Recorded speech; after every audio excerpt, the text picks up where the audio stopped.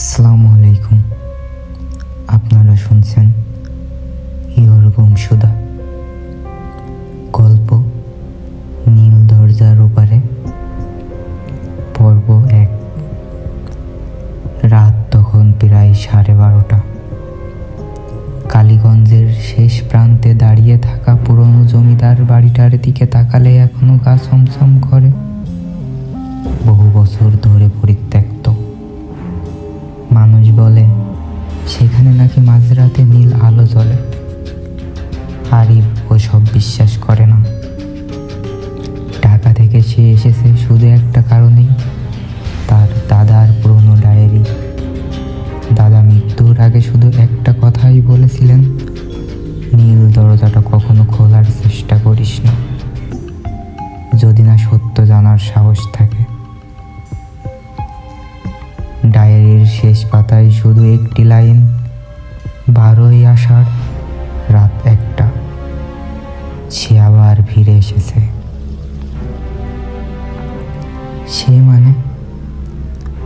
সে মানে কে? কে সে?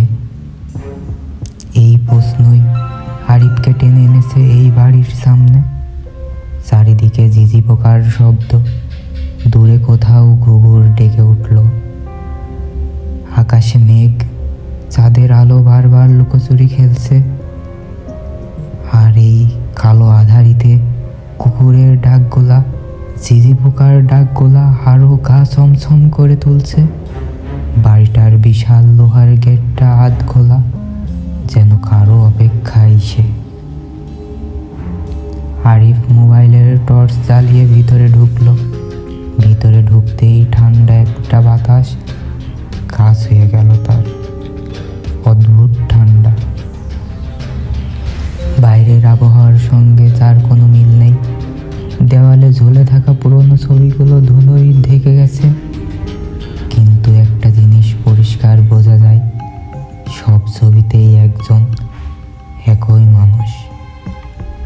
সাদা পাঞ্জাবি, কড়া চোখের দৃষ্টি।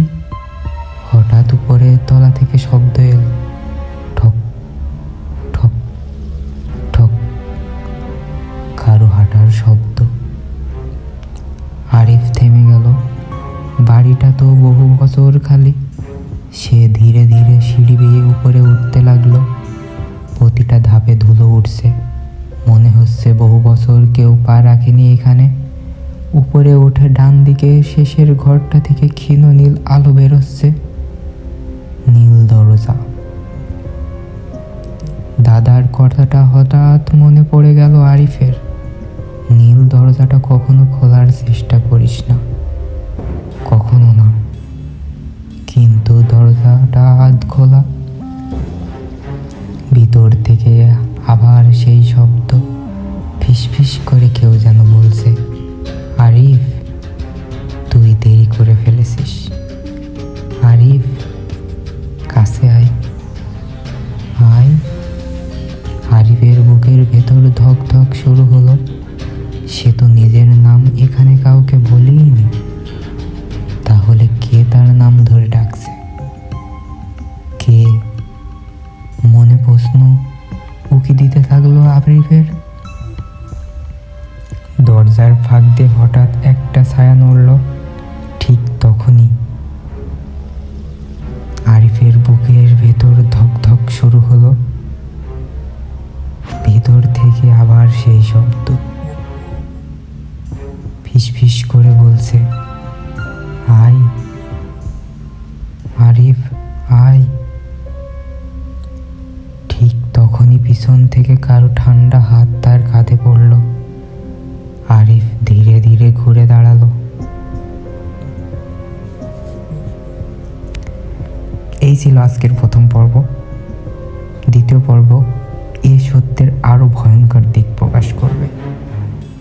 তাই ততক্ষণ পর্যন্ত সাথেই থাকুন।